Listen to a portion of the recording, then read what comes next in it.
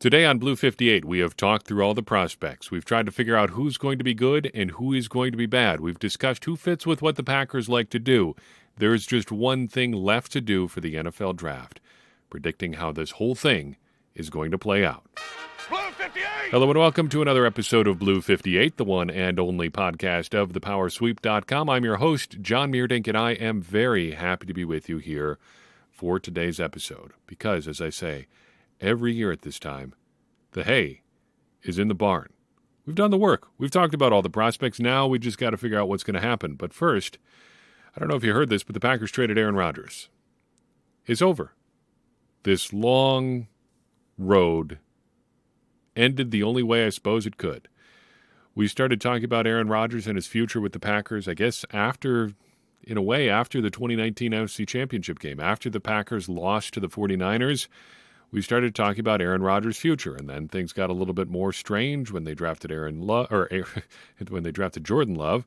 Aaron Rodgers' future got a little bit more uncertain, and then things just kind of continued to go a little bit more and more strangely from there. You know the story. In the end, the Packers make what looks like a pretty good deal with the New York Jets. The Packers get the 13th overall pick. They get pick number 42, they get pick number 207, and they get a 2024 second-round pick that turns into a first-round pick if Aaron Rodgers plays at least 65% of the Jets' plays on offense in 2023. Seems like a fair bet that's going to happen unless things go terribly wrong. The Jets get Aaron Rodgers, of course. They get pick number 15, so a swap there, and they get pick number 170. The gut-level reaction here is that the Packers seem to have done pretty well. They got a fair amount for a guy who was never going to play for them again, for a guy who was going to cost them $60 million this year, essentially.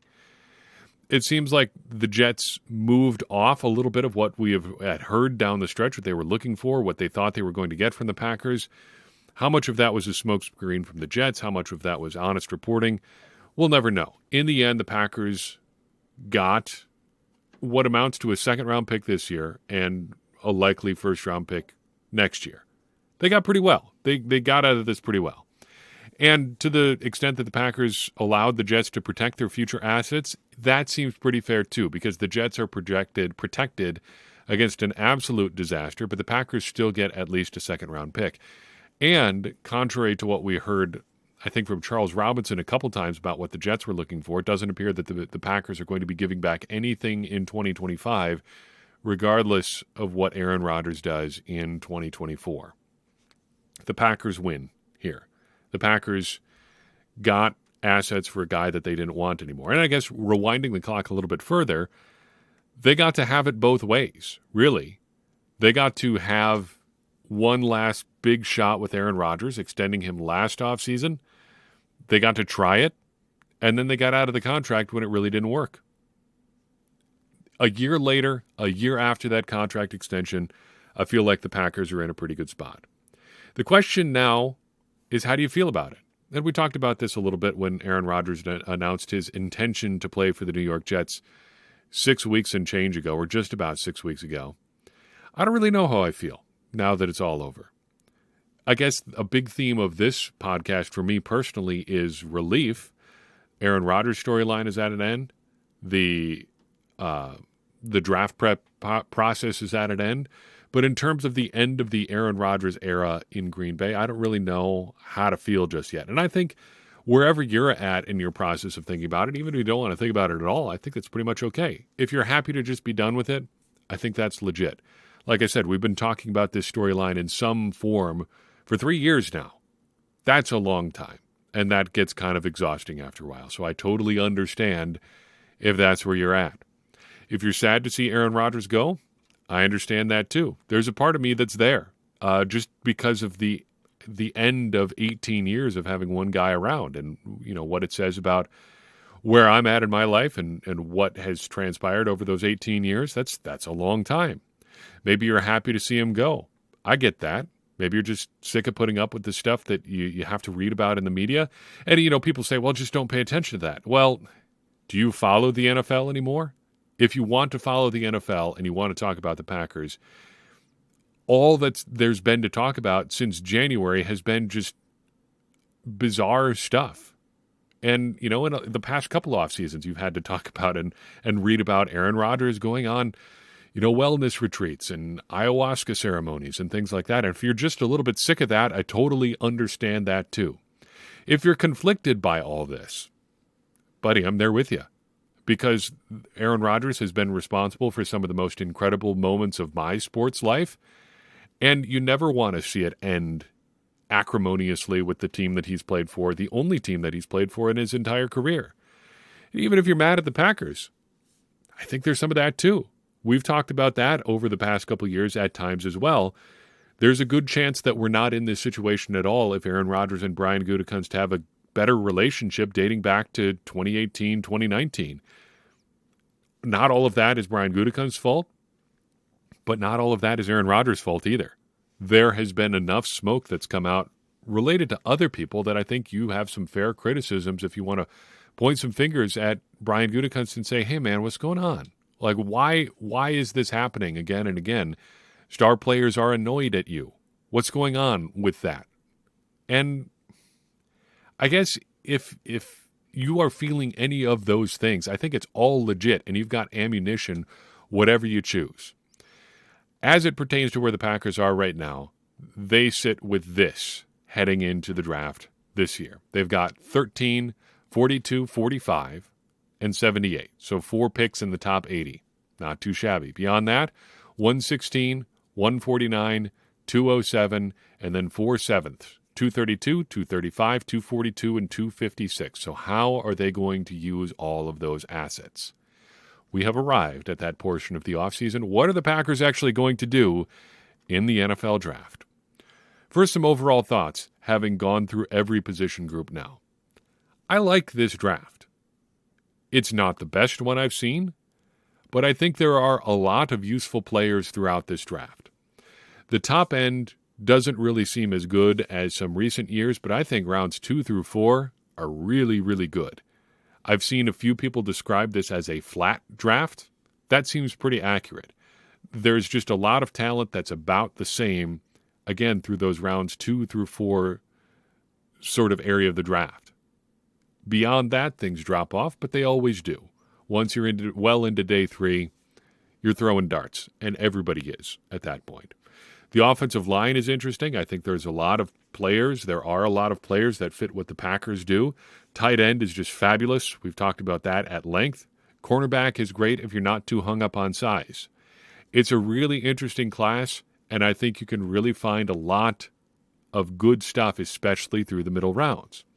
Second big thought, though, is that the first round kind of scares me. The first round always scares me a little bit because there's pressure with that first pick because, well, it's the first one. It should be the deepest talent pool. You should be able to find somebody good in there. And if you can't, it kind of puts your whole draft behind the 8 ball. I do, however, think there is a pretty steep drop-off after the first 5 to 8 picks or so. The list of just blue-chip guys seems really short. And beyond that list of guys, you're going, yeah, but on just about everybody. He's a great athlete, but he didn't have a ton of production. Or he had a ton of production, but he's not a great athlete. And 13 is kind of a tough place to be in some ways because you're either hoping some guy falls or maybe somebody jumps up and wants to trade with you so you can move back to like 18, 19, 20, something like that. The first round always is going to be a little bit scary, but I think there are some real reasons to be scared of that a little bit in this year's draft in particular. Thirdly, safety is a real problem. Throughout this draft, for just about anybody who's looking for one, I don't know what to do there. No matter what you're looking for, you're going to have to compromise here. You got to compromise on height or athleticism or the kind of position the guy plays. If the guy is a traditional like deep safety, chances are he's not that athletic. If you want a guy who's like a box safety, chances are he's not that big or hasn't done it a whole lot. And if you want a slot guy, well, that's good, but there aren't even really any elite athletes who do that this year. And even among the guys who do, they all tend to be pretty small.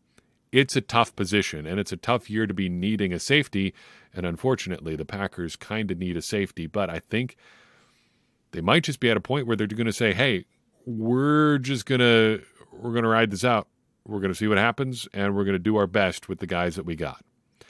Now, I am excited finally, for what I think should shake out to be a relatively normal draft. At worst, I think we're just going to have normal crazy in this year's draft instead of franchise-altering crazy. In 2020, the Packers trade up for Jordan Love. In 2021, you have Adam Schefter dropping the news on draft day that Aaron Rodgers would like to be traded or may retire, whatever the case is. He's not coming back to the Packers. He came back to the Packers. He did get traded. Schefter just off by a couple of years. 2022, you have the post-Adams hangover. The Packers, give up or trade a first-round pick for Davante Adams. You've got the draft following that one. Probably the most normal one of the past 3 years, but even so, this draft should just be a normal sort of crazy. I can settle for that. We can deal with that.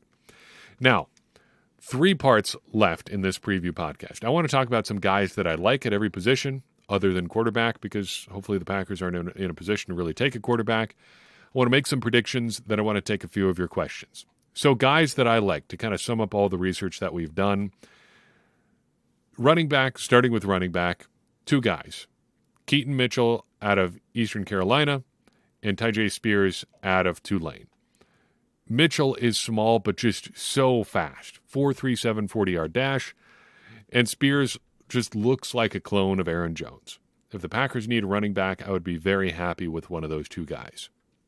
At wide receiver, really we're looking beyond the first round here. Probably second, third round seems like the real priority spot to get a receiver. Wide receivers are like Jonathan Mingo out of Mississippi, Rashee Rice out of SMU, and Tyler Scott out of Cincinnati. In Mingo and Rice, you've got 2 guys who really fit what the Packers like to do, even down to how they like to move their guys around. Mingo in particular, as we talked about on the receiver episode last week, even did some inline stuff. That, it seems like a really good fit, both of those guys, historically, for what the Packers like to do. And Scott, as we talked about on the receiver podcast, it seems like the Packers are interested in at least the idea of breaking their tendencies this year a little bit at receiver. If you're going to break a tendency, Scott seems like an interesting sort of player to do that with. I would also throw Marvin Mims in there as well. Tight end, Darnell Washington obviously has my entire heart.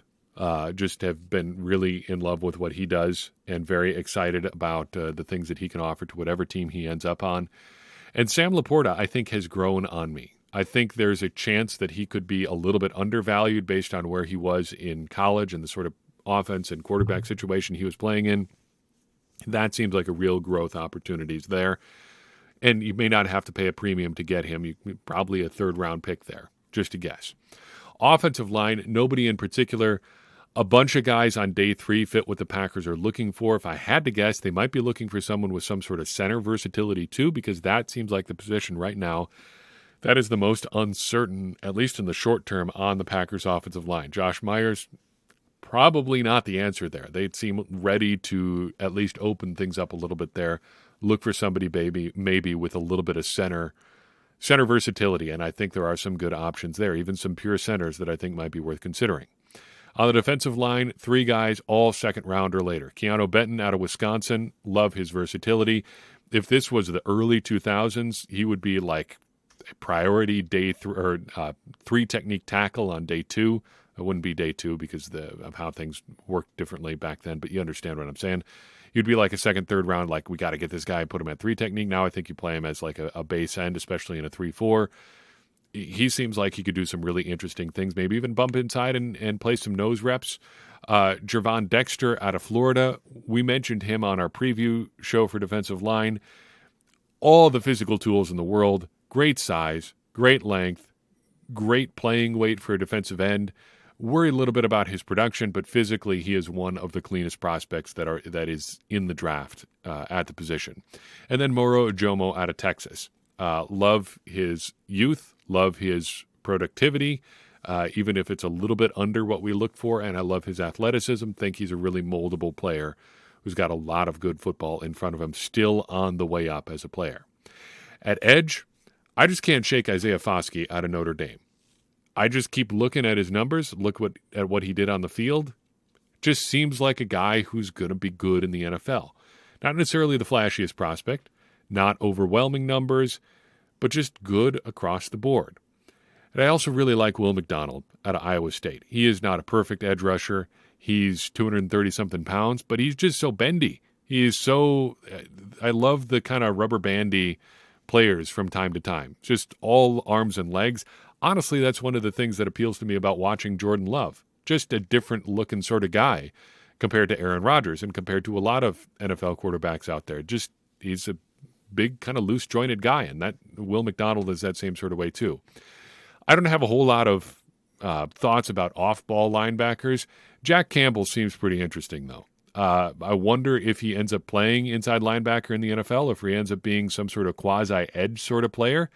Very long, very tall for an inside linebacker, but you never know. Times are always changing in the NFL, and what NFL teams are looking for always seems to be changing as well, so maybe he ends up being a stud inside linebacker. At cornerback, still just love watching Christian Gonzalez out of Oregon. Another one of these long-limbed, smooth operator sort of cornerbacks that are just so fun to watch. And then Trey Tomlinson out of TCU. I know he's small, but he's just a lot of fun to watch too. And at safety, again, not a great safety class, but Sidney Brown out of Illinois is in a similar mold to Trey Tomlinson. Just small, athletic, dynamo sort of player. Never going to end up in Green Bay, you would think. But hey, he's still a lot of fun to watch. Okay, predictions time. First and foremost, what do the Packers do in the first round? I think it's down to an offensive lineman or an edge rusher. I think there is a non-zero chance that they go with a tight end, but that would surprise me. Why do I think offensive line or edge? Couple of reasons. First, that is a foundational part of any successful team. A group edge rushers in with your defensive line in a way. A strong offensive line, a strong defensive line, at the very least a strong pass rush is going to make every other part of your roster seem better just by association. It makes everybody else's job easier. And if you're trying to bolster up a young quarterback, bolstering the offensive line long-term is a good move. And the Packers have some holes in the relatively near term on their offensive line. David Bakhtiari's cap number goes way up next year. You're probably looking at a move on him in the near future. Maybe it's a year from now. Shoot, maybe they do something wild this offseason yet, but that would be a little bit unexpected. David Bakhtiari is not a future player on the Packers offensive line. We're not looking at him being on the Packers in 2025. So if the Packers are looking to bolster their offensive line, taking a tackle would be a way to do that, even if he doesn't play in 2023. Looking to 2024, when, again, the Packers have 2 first-round picks, and you might really be starting to build towards something on that team. I think that's when you're starting to think about offensive line having a real impact. And then edge rusher, again, defensive line, pass rush, that's making everybody else's job easier on defense. Keep bolstering, keep throwing bodies at that edge rusher position. Even if you don't technically need one, you're going to have a better defense as a result. We saw that with the Packers building with Rashawn Gary right after they signed Zadarius Smith and Preston Smith. That only helped them in 2019, in 2020. That's the sort of thing that we're talking about here. And it doesn't hurt that you would have somebody to help fill in for Rashawn Gary in the near term as Gary comes back from a knee injury.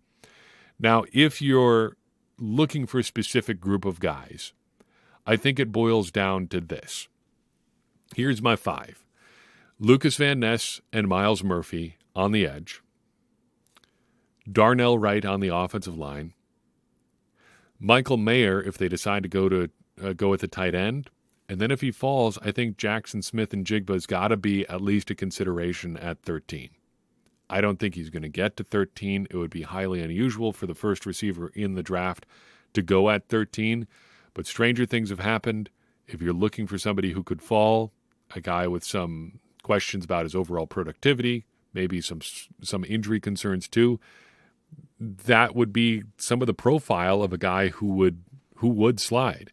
And if he wasn't the consensus number 1 receiver in the class, if this was any other year, you'd be talking about a guy who might get pushed down toward the end of the first round, I think, as good as he was that 1 year in college. And it was 2 years ago now. Technically, I guess it was really just the season before the most recent one, but I think you understand what I'm saying. It was 2021. We're in 2023 now. So that's my 5. I think it's going to be Lucas Van Ness, Myles Murphy, Darnell Wright, Jackson Smith and Jigba, or Michael Mayer. pick from that 5, I think that's who it's going to be. That's my guess. Predictions for elsewhere in the draft. We've talked about this before, but I think the Packers will pick an offensive lineman at some point. If they don't go with an offensive lineman in the first round, it's going to be somebody on day 2 or 3, maybe multiple guys. There are just too many guys who meet the thresholds late, especially in the interior, and they do need some help on their interior line, short and long term. I also think they're going to double dip at tight end. There are lots of available options, especially starting in the second round through like the 5th or 6th round. Lots of great athletes. I think, was it like 20 guys that we had on our list of tight ends that went in the top 200 picks?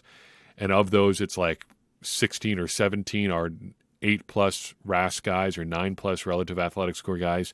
It's a bunch of stud athletes in this class, and the Packers have a screaming need at tight end. I would be surprised if they didn't draft more than one. I think they're also going to add a receiver. I think they're also going to add a running back. So 2 tight ends, a receiver, and a running back. That's 4 guys added on offense. The Packers, I think, are going to be spending picks at their skill positions because they've got needs at all the skill positions. They've got needs at receiver. They need more talent there. Aaron Jones and A.J. Dillon are both effectively in a contract year. Tight end, again, enormous need, one of the biggest on the team. It's a big problem. They need help at skill positions. I think they're going to take a lot of them this weekend. I also think the Packers are going to trade up at some point. They have too much kind of supplementary ammunition to not be moving up a little bit in like the 4th or 5th round. That's where I think maybe some of those 7th round picks, maybe one of those 7th round picks is going to come into play. I would also predict, though, that I think that the Packers are going to make 3 of their 4 7th round picks. That really aligns with some of the visits they've been having. Rather than trying to sign these guys as undrafted free agents, I think Brian Gutekunst is going to want to take them and probably hang on to them. We saw he hung on to all of his draft picks last year. Some of them didn't even see the field, really, but they are of value to Gutekunst, and I think there's a good chance that he's going to make 3 of those 4 7th-round picks in this year's draft class. I'd like to conclude with a few of your questions, and we've got a good group here. I would like to remind you right off the bat that you can submit questions via audio. We've got a service called SpeakPipe. You can access it in the show notes for each and every episode, so check it out either in your podcast player or on thepowersweep.com after we post the show notes there. We've trying to do a better job about that. We've been trying to do a better job about that and get those up so you've got a new way to interact with the show there. Just helps us organize all the information about what's in the show and how you can get in touch with the show there too. And I mentioned that because right off the bat, we've got a question via audio from Benny. So take it away, Benny. I was just listening to your episode 643 about cornerbacks, that your breakdown of corners, and it just got me thinking, when you were talking about safeties that the Packers could possibly draft, and talking about how a lot of them play more like a slot corner, and that's kind of where our need is right now. Do you possibly think the Packers could just end up drafting one of those safeties that plays more like a slot corner and then just converting him to a slot corner in the NFL? Or do you think maybe that would not be a good route to go? But I think, I don't know, possibly that might actually work out better than drafting some of these corners. Let me know what you think. I think I like what you're thinking there, Benny, and also be careful as you're speak piping and driving. It sounds like your turn signal was on there, so be careful. We want to retain as many Blue 58 listeners as we possibly can, and safe driving plays a big part in that. But to your point, in a vacuum, I think that is a good way to go. If the Packers are looking for help in the slot, and I think they are, because let's consider their situation here. You've got Jair Alexander at corner. You've got Rasul Douglas at corner. You've got Eric Stokes at corner. In theory, Douglas is going to be your slot guy because he played there a lot last year, but it looks like the Packers are going to need some help outside, so Rasul Douglas is probably going to be playing outside a little bit more as Eric Stokes comes back from his injury. That leaves you with Keyshawn Nixon and Darnell Savage to man the slot, and neither one is really a great answer there for different reasons. Savage was not great, though he was better when he played in the slot last year, and Keyshawn Nixon offers a lot of value elsewhere, so I'm not sure you're really looking to burn him a ton just playing in the slot, although there's probably more value for him as a slot corner than as a returner on a game-in, game-out basis. But still, you probably are taking a little bit away from what he can do as a returner if you're playing him a bunch as a slot corner. So all that to say, the Packers, if they have a need in their cornerback room, it's a guy to manage things there in the slot. The problem is, if you're taking one of these safeties who can play in the slot, none of them were really that great athletically. There were a couple guys, Sidney Brown is one we talked about, being a big fan of, who can do that kind of thing that are good athletes, but even then you're compromising on some other things. So I think if you're looking to just fill the role, just taking a safety who does a lot of slot type stuff and putting them there does accomplish that. The problem is it doesn't really line up with a lot of the strengths in this class because those guys have some real limitations at safety, even if they can do, or did at least in college, those kind of slot cornerback, nickel defensive back sort of things. And on top of that, the Packers still need help at safety. They need a guy who can play that deep safety role, that cover two safety, that single high safety type stuff, because they don't really have that in Darnell Savage right now. Rudy Ford was up and down last year. Adrian Amos is gone, and I'm not sure he's really a solution for the Packers there anyway. Taking a safety who can play in the slot does help you in the slot, but it still doesn't help you at safety all that much. So in a vacuum, yes, Benny, I think good idea. For this class in particular, I'm not sure how much it really helps you solve those problems. Koftek asks via our Discord server, with the first-round pick swap in mind, has this made you change what you hope the Packers will draft? Not really. My hopes haven't changed all that much, and I'm not really sure what I'm hoping for with the first-round pick. I guess if I had to say something I'm hoping for, I would say just don't draft a guy who seems like you need a big explanation for early on. For instance, if you look at the consensus mock draft, the guy the Packers are slotted to take most often is Dalton Kincaid, the tight end out of Utah. That's a little bit of a concern for me for injury reasons, for role reasons. That seems like a reach for me at pick number 13. He doesn't seem like a guy who's going to offer a ton of upside at that slot. And the same kind of is true, I think, of Michael Mayer. He seems like a really solid player. But I think at 13, you're looking for a guy who has the potential to be a difference maker. So to answer the question specifically, it doesn't make me super optimistic about who the Packers could trade, but it does make me slightly more optimistic about things getting wild in front of the Packers and that being able to help the Packers a little bit more quickly. Because 15 and 13 aren't all that different technically, but if things get crazy in front of you, if there's a run at quarterback, if passers start going off the board higher in some cases than people think, say, something crazy and, you have something crazy happens and you've got Bryce Young that goes first, which I think is the expected thing. But then maybe Will Levis shows up somewhere or Hendon Hooker, there's been some talk about him going super high.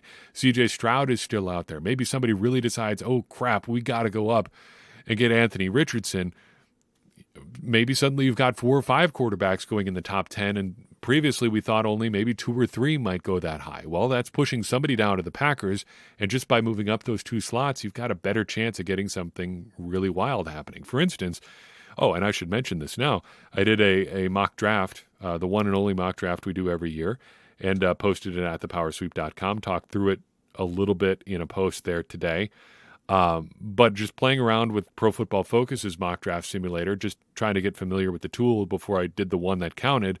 The first one that I tried out, just a 2 or 3 round practice mock draft, Paris Johnson, the big tackle out of Ohio State, fell to me at 13. And I think if something like that happens, the Packers are going to be really excited about who they get because they got one of the consensus top guys pushed all the way down to 13. So specifically being at 13 doesn't give me a whole lot of optimism about getting a specific guy, but it does give the Packers just slightly more in terms of an edge at taking advantage of something weird happening. Not a lot more, but some more. For our next question, the Jet Sweep guy writes, Ron Wolf talked about finding quote-unquote field tilters in the draft. Pick 13 seems like a prime place to do that. Which potential field tilters do you think will be available at pick 13? Would it be wise for the Packers to take one, and do you think they actually will? So I think field tilters is less about specific players and more about philosophy. And as it pertains to this draft, I think there needs to be somebody who would fall to get somebody like a true field tilter, somebody who's really one of the blue chip studs to fall to the Packers. I think that you would need some wild things to happen, but that is part of what comes with being at 13. I don't know if you're going to have a real shot at a true field tilting prospect at 13, but again, it is a prime territory for somebody to fall, and it is prime territory to take a guy with great physical attributes, which I think really dovetails with that philosophy of getting a field tilter. Because if you're looking at what that sort of player is, what is a guy who tilts things majorly in your advantage, I think it boils down to, in a lot of ways, being able to apply the athleticism you have to a role that really benefits your team. So that's where your super duper athlete offensive linemen and super duper athletic edge rushers come into play. That's why I think guys like Myles Murphy and Lucas Van Ness should be in play for the Packers at 13, even if they're not the best of the best, the cream of the crop at their position in this draft. If you're looking for somebody who kind of fits into that mold of a field tilting sort of player, an athletic edge rusher is really a great example of that kind of player. Somebody who can physically dominate the opposing offensive line, make things difficult for the opposing quarterback. That tilts the field in your advantage. But also, I think you have to be looking at stuff like versatility. Offensive linemen who can play multiple positions. Tight ends who can line up, as a Y in line and then play in the slot, split out wide, something like that. Running backs who have value as a returner, as a pass catcher, in addition to being a great runner. And then wide receivers who can play in the slot or just have speed to burn all over the formation. Those are field tilting sort of players. And I think throughout the draft, if you have that philosophy of trying to find guys who really give you an edge, there are options like that at every point in the draft. There's a lot of offensive linemen who can play multiple positions in this year's class. There's a lot of athletic tight ends who can line up in line or like an H-back or like a Robert Tonyan weak side sort of tight end and out in the slot. There are a lot of running backs who can do returning type stuff, who can catch passes, who, like Keaton Mitchell, like we talked about, who can just run really fast. And receivers can play inside, outside. A lot of great physical attributes available at the receiver position. So in terms of getting just a blue chip player at 13, maybe not. But in terms of having an opportunity to pick a guy with some attributes that could develop into a field tilting sort of player, yeah, I think that is very much in play. Finally, I want to close with this question, a two-parter from Discord regular Ray Pace Bay, who writes, do you feel like you have more appreciation for non-Packers drafted now after doing pod coverage for a while? Do those key guys that make you focus and hope when Green Bay is on the clock stay with you much after they go to some team you barely think about? And I would say this year more than most, I've really realized that, yes, that is the case.